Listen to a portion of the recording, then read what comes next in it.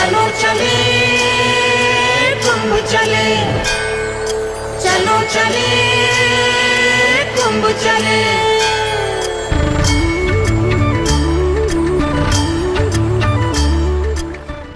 ये मेला कोई साधारण मेला नहीं है।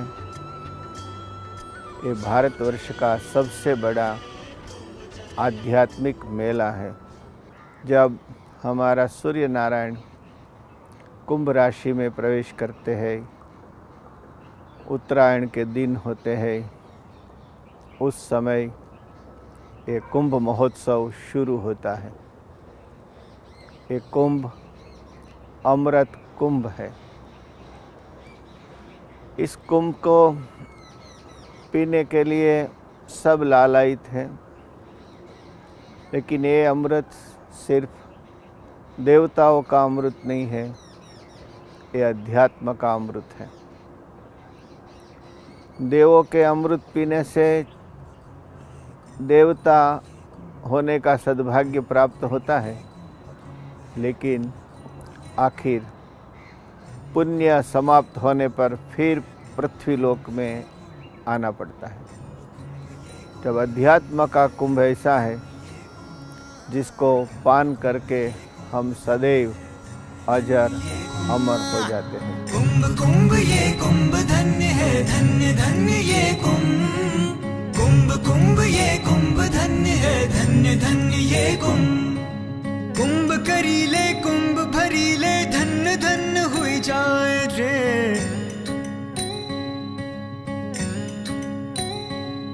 अरे कुंभ करीले कुंभ भरीले, धन्य धन्य हुई जाए रे।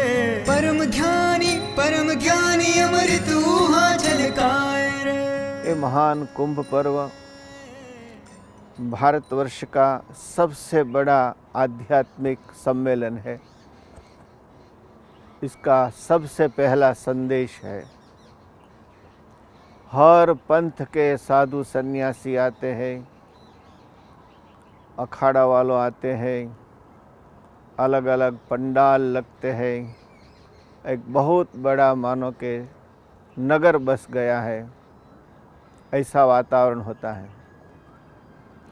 वेश अलग रहता है, पूजा पद्धतियाँ अलग रहती है, प्रार्थना के प्रकार अलग हो सकते हैं, मान्यताएं अलग हो सकती है, लेकिन कुंभ का मेला भारतवर्ष की एकता का प्रतीक है। जैसे सारी नदियाँ एक सागर में लीन होती है, वैसे सारे पंथ कुंभ के माध्यम से इकट्ठे होते हैं।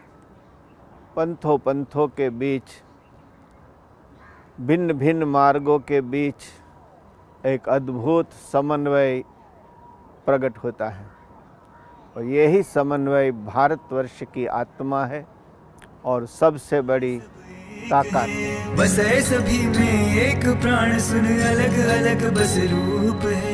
यही तत्व का अंतर दर्शन कुंभ मेला करवाए रे। धन्य धन्य हुई जाए रे, धन्य धन्य हुई जाए रे।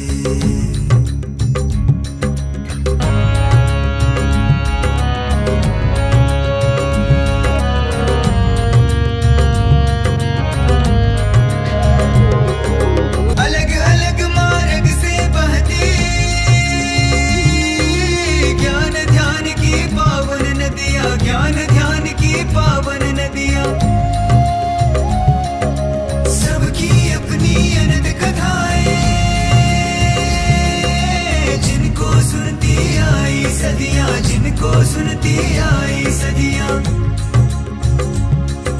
सब नदियां नहीं आन मिले जब, सब नदियां नहीं आन मिले जब कुंभ मेला बुलवाए रे। धन्य धन्य हुई जाए रे। गंगा जी, जमुना जी और गुप्त सरस्वती, ये तीनों नदियों का हमारे देश में बहुत महात्म्य है। यहाँ तीनों एकाकार हो जाती है। वैसे ही हमारी जीवन धारा समरसता से भरी हुई होनी चाहिए। कोई भी पंथ हो, कोई भी प्रदेश हो, कोई भी भाषा हो, कोई भी परंपराएं हो,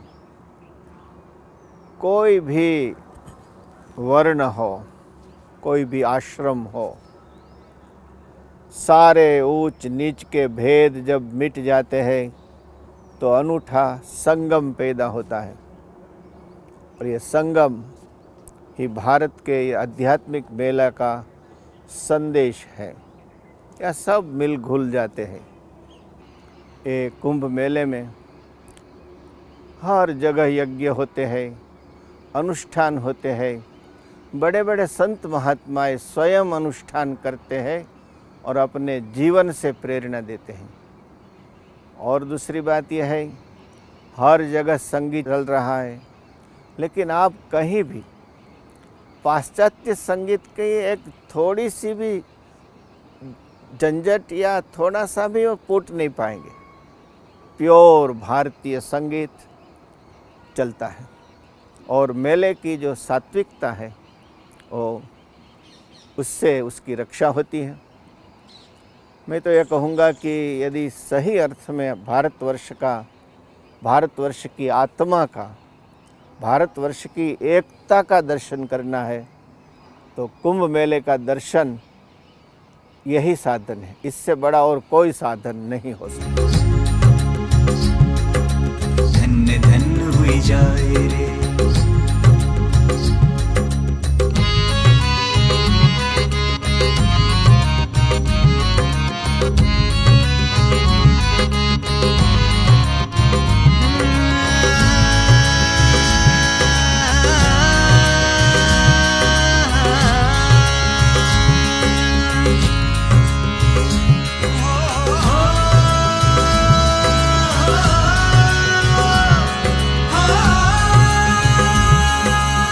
आकाश में से पानी बरसता है, वैसे हर पंडाल में से भजन रस बरसता है, सत्संग रस बरसता है।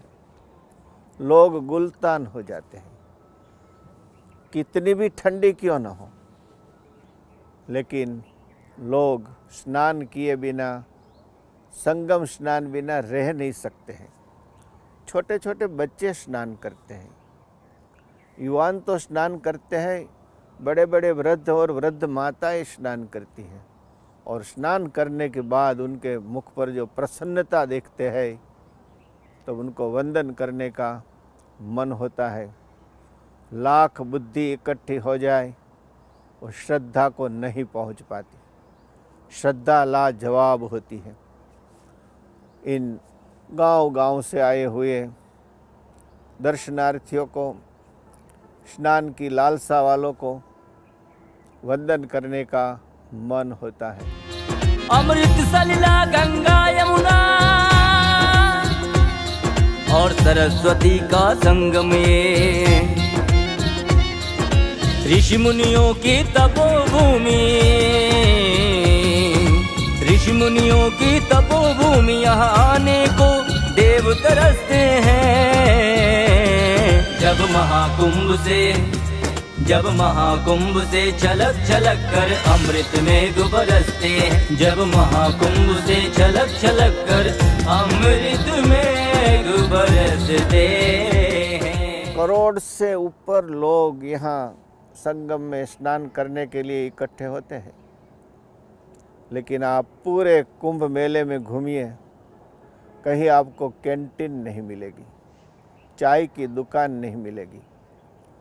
पंडालों में महात्मा लोग, जो कोई भी आता है उनको प्रेम से भोजन करवाते हैं, आग्रह से। सुबह में, दोपहर में, शाम को, देर रात कुंभ में आने वाला कोई भूखा नहीं रहता और कोई बिना आश्रय नहीं रहता। सभी को कहीं न कहीं आश्रय मिल जाता है, भोजन मिल जाता है। और 1 करोड़ आदमी को इस तरह से भोजन करवाना एक कितनी बड़ी धर्म की ताकत है। 1.5 महीना कुंभ चलता है, 2 महीना पूर्व तैयारी होती है, 1 महीना उसको सब समेटने में होता है। इतने दिनों तक कितने लोगों को कुंभ पर्व रोजी रोटी देता है। छोटे से छोटे सब्जी वाले से लेकर के साफ सफाई करने वाले, प्लम्बर, कई कई न जाने कितने कितने लोगों को कुंभ रोजी पूरी पाड़ता है। इस बार कुंभ में हमारे नज़र में ये आई, भक्ति के साथ अब राष्ट्र भक्ति का रंग चढ़ा है। हर महात्मा आज राष्ट्र भक्ति के रंग से रंगा हुआ है। और सबसे बड़ी बात है कि इसमें मिलकर के अब साधु लोग राष्ट्रीय समस्याओं का चिंतन करते हैं, राष्ट्र को दिशा देते हैं। ये बहुत बड़ी बात है। प्यारे भक्तजनों, बड़े बड़े संत महात्माओं साथ में मिलकर के गोष्ठी करते हैं। भारतीय संस्कृति को सुदृढ़ करने के लिए सब एक स्वर से, भूल जाते हैं कि हम किस पंथ के हैं, किस परंपरा के हैं। सब साथ में बैठते हैं, सब प्रोटोकॉल छोड़ करके साथ में बैठते हैं। संस्कृतियों का संगम पग पग, कि एक दूसरे से जैसे गंगा जमुना मिलती है। जमुना जी ने अपना नाम गंगा जी में विसर्जित कर दिया और कहा कि नाम गंगा जी तुम्हारा रहे। जब इस तरह से हम परस्पर घुलते मिलते रहेंगे तो भारतवर्ष की एकता सुदृढ़ होगी। धन्य धन्य ये कुंभ धन्य है, धन्य धन्य ये कुंभ धन्य है, धन्य धन्य ये कुंभ धन्य है, धन्य धन्य ये कुंभ धन्य है, धन्य धन्य ये कुंभ धन्य है, धन्य धन्य ये कुंभ धन्य है, धन्य धन्य ये कुंभ धन्य है, धन्य धन्य ये कुंभ।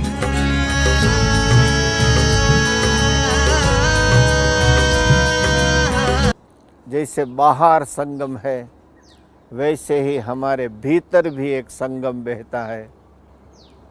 वो अध्यात्म का संगम है। उस संगम में जब हम स्नान करते हैं तब हमारा संगम स्नान सही अर्थ में सफल होता है। बाहर का जैसा स्नान है वैसा हमारा भीतर का स्नान होना चाहिए। वेद के मंत्रों ने कहा है, पूतम ब्रह्म पुनीमहि, मैं इस स्वरूप से शुद्ध हूँ, कारणवशात कहीं अशुद्धि लग गई है तो मैं ज्ञान से, भक्ति से, त्याग वैराग्य से मेरे चैतन्य को स्नान करवाता हूँ, मेरा चैतन्य शुद्ध हो। आइए हम सब धर्म, पंथ, नात, जात, ऊंच नीच का भेद भूल करके हम संगम की तरफ बहे और माँ भारती की आराधना करें। संगम तटे अमरत्व सत्य है, हवन दीप गोदान यज्ञ है। शिव विष्णु की कृपा योग में हर भव बाधा से तर जाओ। कुंभ चलो चलो कुंभ चलो, कुंभ चलो चलो कुंभ चलो, कुंभ चलो चलो कुंभ चलो, कुंभ चलो चलो।